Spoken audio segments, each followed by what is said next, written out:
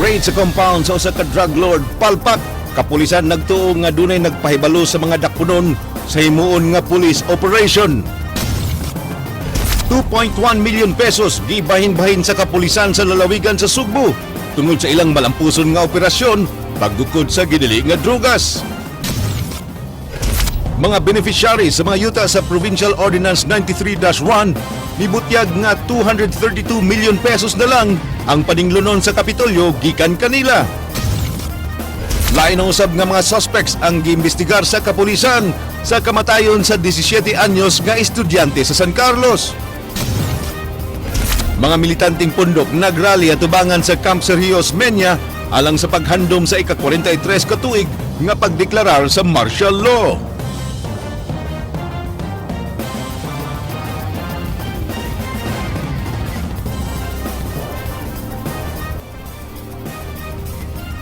Maayong hapon Sugbo, Kabisayan. Georgia, compound nga iya sa giilang drug lord sa Sugbo. Giraid sa hiniusang puwersa sa mga sakop sa PDEA o kapulisan. Pagabot sa operating team sa area, wala na bisan usa ka taong ilang naabtan sa lugar. Ang aksyon giuban ni Leslie Caminada Vistil. Pakyas ang kapulisan ug mga sakop sa Philippine Drug Enforcement Agency nga masikop ang ilang target nga giilang drug lord nga si Jaguar sa Dance Polarium Dulo, Fatima. Natingala ang mga sakop sa PDEA ug kapulisan nga pagsud na nila sa compound sa mga Diaz, wa nay mga tao silang naabtan sulod sa mga panimay. Igo na lang silang recover sa mga pipila ka mga drogas nga naa sa mga panimay. Girumbo sa kapulisan ang 12 ka panimay nga iya sa mga paryente ni Jeffrey Diaz alias Jaguar. Matod pa sa PDEA 7 Head Jeffrey Alama Bangsa, mupahigayon sila og investigasyon kalabot silang pagkapakyas tungod kay posibleng aduna sila mga kauban nga nagkahatag og impormasyon sa mga Diaz. Si Superintendent Romeo Santander sa City Intelligence Branch dismayado sab sa resulta silang operasyon, hinungdan nga ilang susihon ug nganong wa sila'y nakuhang tao. Yan din po ang patuloy nating imbestigahan kung bakit pagdating natin ay tila walang tao, yung karamihan ng mga tao or halos lahat. Pwede nating sabihin na abandon or inabandon na. Well, hindi natin masasabi as of now, but with the result of these operations, we will thoroughly conduct investigations. Manay tanasan ng mga factors mo, no? Considering manay na dangatan na karon. Gihimo sa kapulisan ang search operation human sila gimanduan silang labaw sa kauluhan kalabot sa giyong pagka-untouchable ni Jaguar sa Sugbo. Gihulagway ni Santander nga naglisod sila sa pagsikop sa mga subject tungod kay di lang CCTV camera ang ilang gigamit kundi lakip na ang mga tao nga mopahibaw dayon kung adunay laing tao musod sa ilang lugar. Apan bisan pa man ini, di sila moundang sa pagukod kang Jaguar, dili kini nila lungan. Well, lisod ma'am in a sense nga from pagsulod pa lang nimo sa Espolarium Street, ma'am, may bawa na gidayon. But still, we are proving sa community nga dili po ni sila yung nila untouchables na gini. So, dugay na kayo na akong gigupad sa Jaguar. Yes, ma'am. Hanggang ganun sa itong record niya. Well, ay na ma'am, napanay ko, naginay time, ma'am. Naginay time. Di man ingon nga, ma'am, siguro, paswerte ay lang, ma'am ba? Na-recover sa kapulisan ang binultong puto sa gitong Cebu nga mobalor og di mo minus 4 milyones pesos, shotgun o mga gamit para suyop. Alang sa Aksyon Bisaya, Leslie Caminada Vistil. Ipaimbestigar sa kadagkuan sa kapulisan ang pag-leak sa information sa gihimong police operations batok sa illegal nga drugas.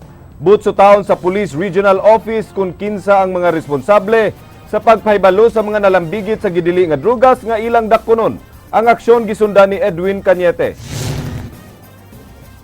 Ipaimbestigar ni PRO7 Director Tam Banyas ang mga responsable sa pag-leak sa impormasyon sa pag-raid sa panimalay ni Jeffrey Diaz alias Jaguar. Mato di Banyas, bisan og duna sila'y nakuha nga drugas, wala magmalampuso ng ilang pag-serve sa search warrant tungod kay wala nila madakpi si Jaguar. Hindi naman negative. Mga nakuha naman yung ating mga kapulisan na mga shabu and other gamit na ginagamit nila sa kanilang pagtitinda ng shabu.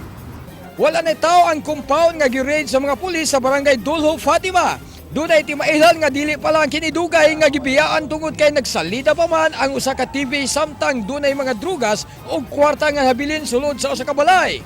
Matod ni PRO7 Chief Directorial Staff Senior Superintendent Ray Lindon Lawas nga angayan subayon sa ilang pag-surveillance o case build-up milik ang impormasyon kalabot sa operasyon. Mura na siya og traidor sa organisasyon, so there's no reason for him or her to be in the organization. He or she will be investigated if ever ma-prove na to. Dili mo tuo si Banyas nga mibiya na si Jaguar sa pagpamaligya og shabu. Nanawagan si Banyas sa publiko nga kinahanglan nila nga magtinabangay aron sa pagsumpo sa illegal nga droga. Gusto ko iparating sa ating mga kababayan dito sa Region 7 that for as long as I am here, we will not be deterred kaning mga aming mga negative, o hindi naman nasabing negative, but the not so successful operations that we are conducting. Alang sa Aksyon Bisaya, Ed Cañete. Giila nga supplier og shabu sa dakbayan sa Danau ug mga kasikbit nga lungsod na dakpan sa kapulisan. Ang aksyon gisundan ni Ray Pasaporte.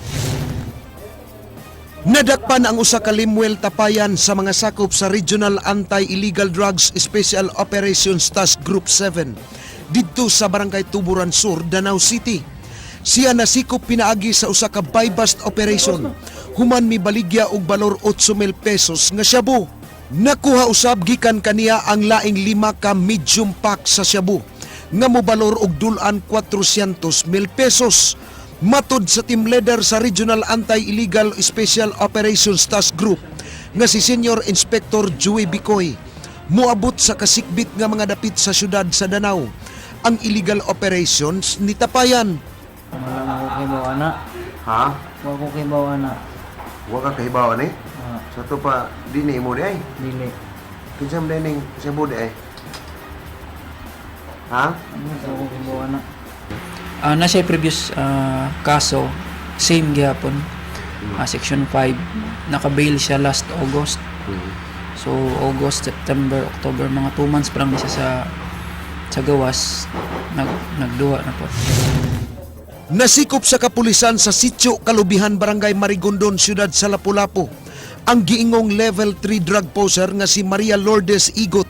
15 igo lang nakuhaan og 3,000 pesos nga kantidad sa gituuhang shabu atol sa buy-bust operation. Giangkon hinuon sa suspek ang maong salaod. Diin mibutyag nga ang kawadon mo'y nagtukmod kaniya pagsud sa maong illegal nga kalihukan. Dili na ako tanan. Dili na imo tanan, so naiimo na. Nayak ko na. Pero dili tanan.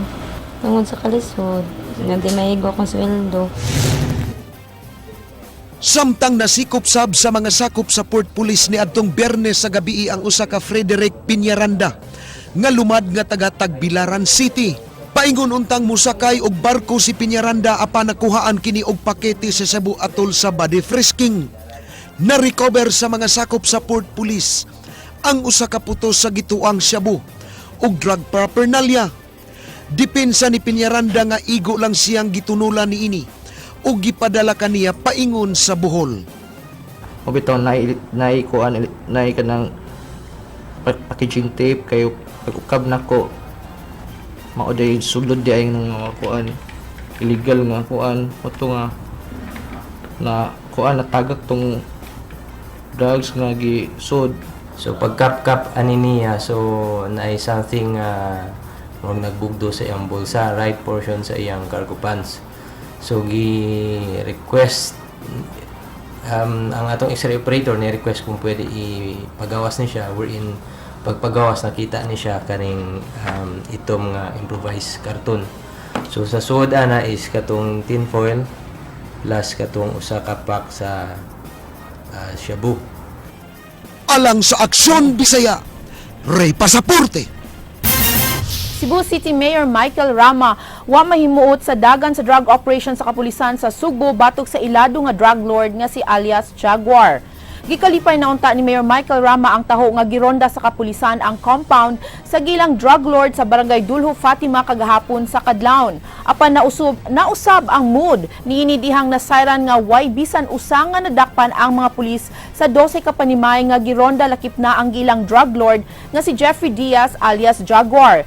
Tungod ini gihagit sa mayor ang kapulisan nga pangitaon ug dakpon gyud si Jaguar sanglit di mayong paminawon nga way bisan usa ang nadakpan nunod sa minilyon nga kantidad sa shabu nga ilang nakumpiska kagahapon. Ilang gisugyot ang insakto nga pagplano sa sunod nila nga operasyon aron dili na sila mapakyas.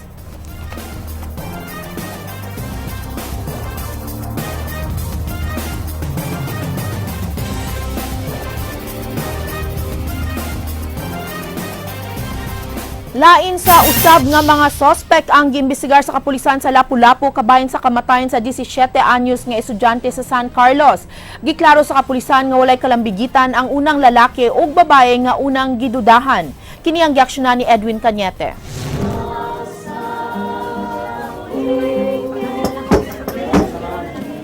Gilubong kagahapon sa hapon si Karen K. Montibon ang estudyante nga gipatay sulod sa ilang panimay. Mga yellow ribbon o t-shirts nga gipagsulob sa mihatod sa lubong nanawagan sa hustisya alang sa batanon. The freedom of the dog symbolizes the spirit's freedom from all earthly trials and tribulations. Ang Task Force Karen K nga gipanguluhan sa kapulisan sa Dakbayan sa Lapu-Lapu aduna sa laing suspect nga giimbestigar. Bagong CCTV camera footage ang nakuha sa kapulisan sa syudad sa Lapu-Lapu gikan sa pribadong establishmento. Nakita din niya ang posibleng suspect sa pagpatay ni Karen. Sumapa ni Senior Superintendent Armando Radok, hipi sa Lapu-Lapu Police Station, ila pa karon gipa-enhance ang video. Nakuha sa video ang sa kamotor nga itom nga adunay sakay nga babae o nga mipaingon sa lungsod sa Cordoba. But we have the CCTV footage nga nakuha sa gawas sa kalsada nga padong sa ngadto sa Corinthian Subdivision. Giklaro ni Radok nga wala na maapil niini ang una nilang suspect, human nila nasuta nga wala kini kalamigitan sa krimen atol sa ilang gihimo nga investigasyon. Itong common law couple, diri magi sa itong buhatan. Gidinay nila, na-confirm po nila ito last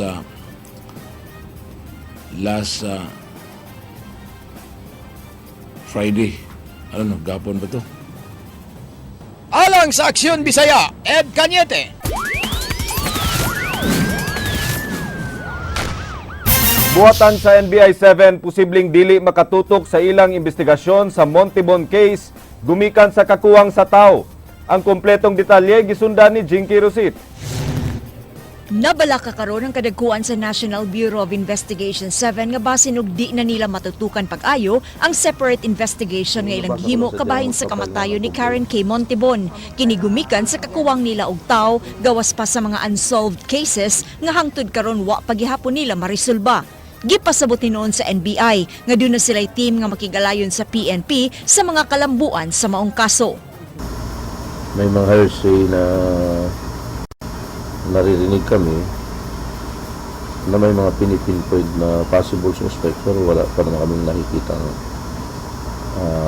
strong evidence para mapinpoint talaga sila. Gi-assess na hinoon karon sa NBI ang mga impormasyon nga nakuha nila sud sa panimay sa pamilyang Montibon atol sa gipahigayon nila nga ocular inspection. Apan di pa nila mahimong ikabutyag kung unsa kini alang sa nagpadayon nila nga investigasyon. Andam hinoon mo kooperar kanila ang pamilya Montibon kung kinahanglanon. May mahuli daw this week. Actually yesterday yata yun. Hindi namin alam kung anong naging development. Alang sa Aksyon Bisaya, Jinky Rosit. Di mo menos 50 ka mga panimay sa barangay Labugon, syudad sa Mandaue, ang naugdaw atul sa pag-ulbo sa kayo ni atong Biyernes sa gabi. Ang sunog daling giisa sa Task Force Alpha dihang namatikdan ang paspas nga pagkatap sa kay sa sitio Lapyahan, barangay Labugon, Dakbayan sa Mandaue. Nasayran nga nagsugod ang kay sa panimalay ni Melicio Lagrada. Gitudlong hinungdan sa sunog ang gikatahong pag-overheat sa ceiling fan. Gibanabanang mukabat sa tunga sa milyon ang danyo sa maong sunog. Ang kani kuan original ni kani sa balay ni Milicio Lagrada nga mismo man siya ni confirm nga say ceiling fan nga wa mapaong niya. Ang kuana ang ceiling fan nila kay di tama sa ilang second floor ka lang ikaduha ba taas.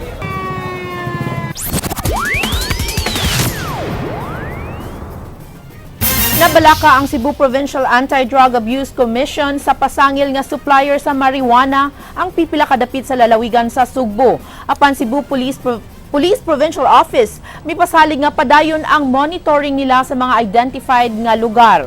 Matod sa Sipadak, dili maayo nga gibansagan og supplier sa marijuana ang Sugbo tungod sa daotang epekto nga ihatod ini sa laing dapit. Apan ilang giangkon nga gumikan sa lapad nga kabukiran, posibleng duna pay mga marijuana plantations nga wa madiskobrehe. Hinuon ang kapulisan misaad nga mas pahugtan pa ang intelligence monitoring nila sa mga bukirang barangay aron mahatagan nilag pagtagad ang problema sa marijuana sa nahiugat gutang mga lugar. Ang mga LGUs ba where significant volume of marijuana na nadakpan sa ilang dapit niya. Lisod man gud siya adtuon tungod kay naman sa kabukiran. Maayo ang atong mga accomplishment in terms of uprooting of marijuana plants sa mga lugar natong identified nga lugar nato sa Balamban o na-restas sa south naman sa tayo mga accomplishment sa Badjan. This is continuous in cooperation with a lot of local government units. Maapektuhan ang investigasyon sa City Hall sa Mandaue. Human nasayran ang mga violation sa Environmental Compliance Certificate sa developer sa subdivision sa Barangay Tawason. Ang mga kasayuran giaksyonan ni Ryan Sorote. Wa pa madawat sa Mandaue City Hall ang inisyal nga resulta sa investigasyon sa Environmental Management Bureau sa midahili nga riprap sa Barangay Tawason.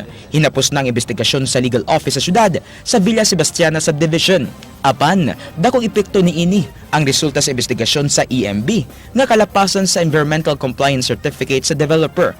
Matod sa EMB 7, upat sa 17 ka mga kondisyon sa ECC ang nalapas sa IDFAS Development Corporation ang nagpatukod sa subdivision.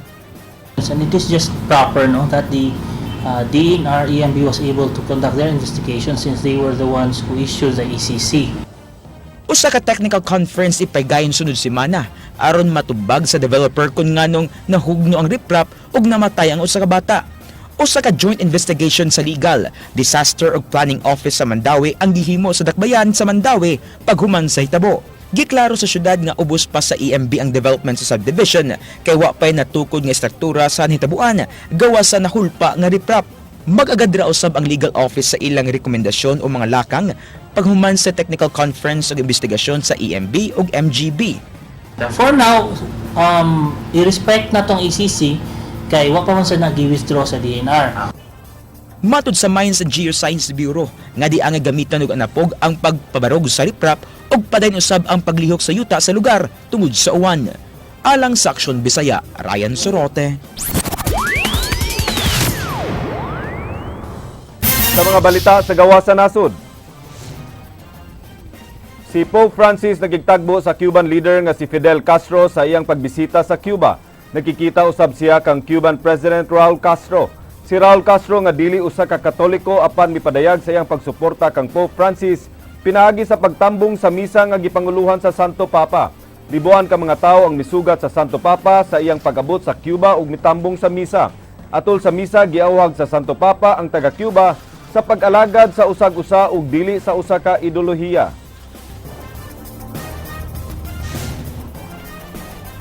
Gisirhan og wala pasudli og bisita ang Eiffel Tower human nakit-an nga dunay misaka nga tulo ka mga tawo nga nagdala og backpack. Ang mga pulis nagduda nga mga terorista ang misaka nini ug mga alas 5:30 sa buntag. Usa ka search ang ilang gihimo ug gituhuan nga nakaiskapo kini gamit ang parachute. Gituhuan nga nagatkat nga mga extreme sportsmen lamang nga nangambak gikan sa tag-as nga mga lugar sama sa building ug pangpang. Apan wala mo kumpiyansa ang mga pulis sa pagduda nga basin mga terorista kini ug nagbilin og bomba sa tower sa wala pa kini mobiya. Lakip sa ulong ka mga bata ang nangamatay dihang ang ilang sakyanan sa kadagatan. Nabanggaan sa usa ka barko sa kadagatan sa Turkey. Gituhuan nga dunay 46 ka mga tawo nga sakay sa usa ka dingi nga nagpaingon sa isla sa Lesbos sa nasud sa Greece. 20 ka tawo ang na-rescue samtang 13 ang padayon pang gipangita. Laing 40 ka mga tawo ang nakaabot sa isla sa Lesbos sa Greece nga nagbugsay gamit ang gamay nga sakyanan sa dagat.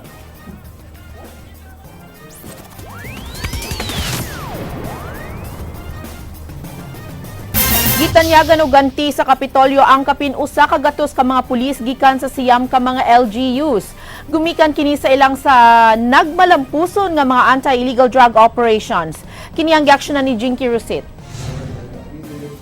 Pipila lang sila sa mga pulis gikan sa siyam ka mga local government unit sa Sugbo nga nakadawat og awards and incentives gikan sa Cebu Provincial Anti-Drug Abuse Commission kaganiha. Gipasidunggan sila sa Kapitolyo tungod sa ilang partisipasyon sa nagpadayon nga anti-drug campaign sa Police Provincial Office. Matud ni si PADAC Executive Director Joey Herrera, miabot og 2,124,000 ang kinatibukang kantidad nga gikuha nila sa ilang pondo alang sa monetary reward nga giapod-apod nila karon sa mga pulis. This total 1 million ra akong gi-budget. Unya naabot naman og 2 million kini lang higayuna umbuntaga. So mo na nga na-sacrifice jud ang other projects sa si PADAC. Ang mga police station nga natagad og award mao ang lungsod sa San Remigio, Toledo City, Balamban, Sibonga, Carcar City, Consolacion, Mualboal, Naga City ug siyudad sa Danao. Matud ni Herrera, 11 ka mga drug operations nila ang nakapasar sa guidelines sa SIPADAC alang sa pag-release sa maong incentive. This is kanang high in value and high in impact, meaning dako siya impact din sa community sa LGU. So it is a challenge to us nga mas daghan pagyud ang atuang effort no to eliminate drug problem in our area of responsibility. Samtang 21 ka mga pulis nga sakop sa Site Task Force Group Cebu nakadawat sabog medalya ng kasanayan. Gipasalamatan ni Banyas ang mga pulis human sa malampuson nga pag-secure sa APEC meeting dinhi sa Sugbo. As we continue in serving our country and people here in Region 7, let us continue to show the enthusiasm and diligence that you have shown. Alang sa Aksyon Bisaya, Jinky Rosit.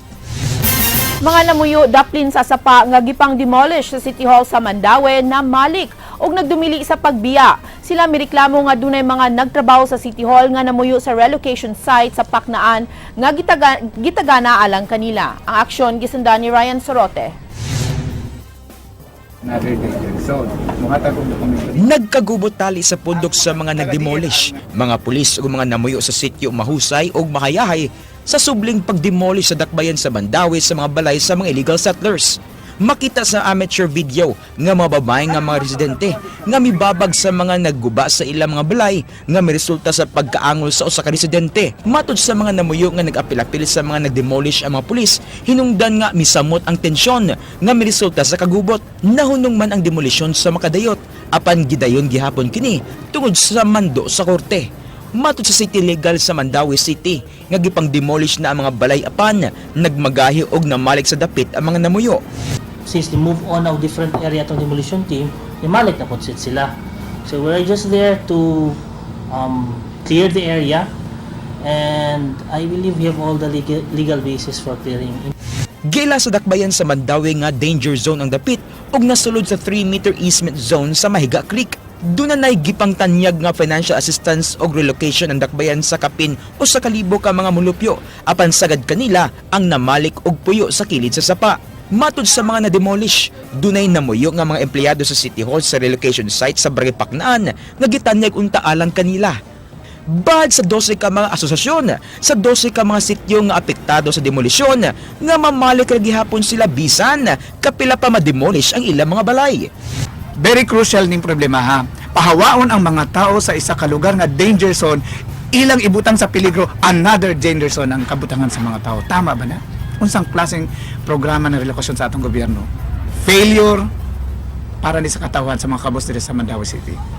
Gibanabanan nga moabot og 4,000 ang illegal settlers ang apektado sa demolisyon sa dakbayan sa Mandaue. Alang sa Aksyon Bisaya, Ryan Sorote. Samtang nagrally tuwangan sa Camp Sergio Osmeña ang mga militanteng pundok agig paghandom sa ika-43 nga kasumaran sa martial law. Bitbit ang ilang mga placards nagrally kaganiha tubangan sa Police Regional Office 7 ang grupong Piston ug Bayan Muna Central Visayas. Aron ipaabot ang ilang padayon nga pagkundina sa mga extrajudicial killings nga padayong naitabo karon sa nasod. Gibutyag ni Jaime Paglinawan nga mukabat na sa 266 ka mga tao ang gipangpatay gawa sa lain pang 600 ka mga political prisoners sud sa Administrasyong Aquino. Tinguha nila nga pinaagi sa pagrally, mapabot nila ang sentimento sa kadaghanan pagpahunong sa mga extrajudicial killings nga nagsugod panahon sa martial law. Kung nasinati sa pagkakaroon, kung doon na may mga politikanong pagpamikot, kung doon na may politikanong pagpamatay, ipadayon ka na sa pamilya na kaniad ko ni Siyagit.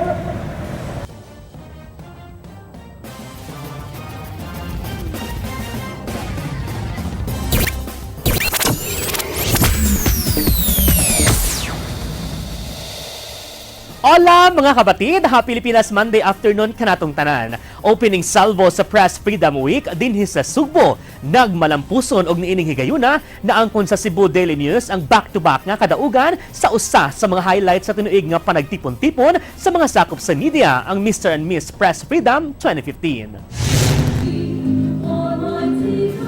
Nagkaabot ang nagkalain-laing media outlet sa dakbayan sa Sugbo aron sa ulugon ang ika-21st Press Freedom. Usa gipahigayon ang usa ka presentasyon sa matag media outlet, gisugdan ang programa pinaagi sa usa ka santos nga misa. Then Jesus noticed that we were discussing something else. What were you? Sa misa ni Father Domingo Dan de Los Angeles, iyang gihatagan og importansya ang pagbutang ni Kristo nga sentro sa kinabuhi sa mga sakop sa media. Ug sama ni Kristo, mahinugdanon ang kamatuoran sa impormasyon aron mahimong epektibo sa ilang papel ang mga sakop sa media. Content to the effect that it is palatable both to the netizens and citizens. Message, mensahe in Cebuano and Spanish, messaggio in Italiano, message in English, mensahe sa Bisaya. Howsoever you say it, there is always letter M. Dapat malaman sa Tagalog pa. Kinahanglang may unod sa Bisaya pa. Meaty sa English pa. That's supposed to be our content. But it has to be a content that is attractive to the people.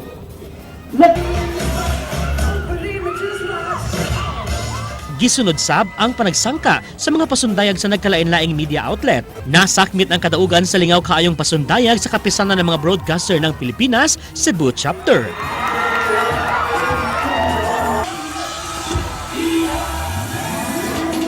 Nakakuha sa kaduhang ganti ang pasundayag sa The Freeman nga gisundan sa Cebu Daily News.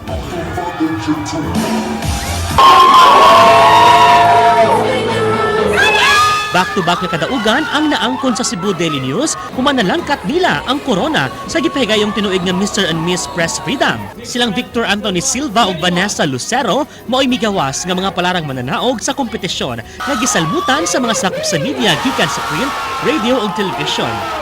Malipayon gyud kayo kuno wala ko magtuo nga ako'y makorunahan kaya nga akong mga kompetensya kay maayo pud gyud kayo.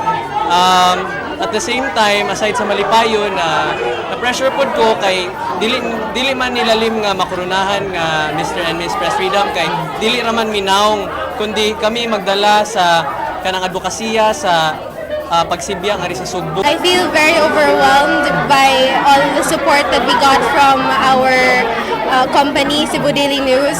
So I think it is only right for me to say that this win is for them. It's not really for us, but it is for them because they were the ones who supported us along the way.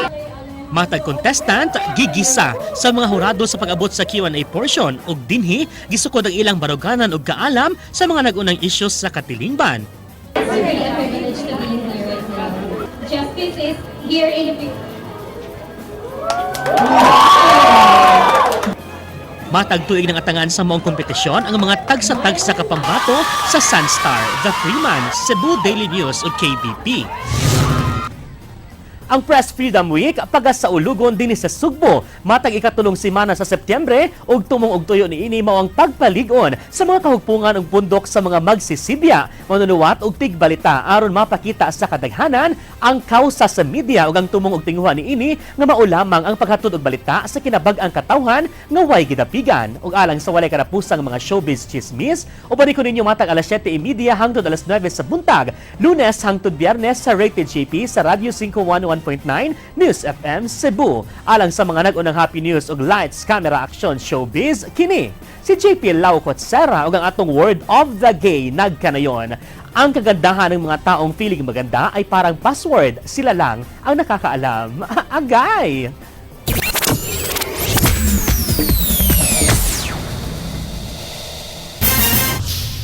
Congratulations to the Mr. and Miss Press Freedom, si Miss Lucero and Mr. Silva, di ba?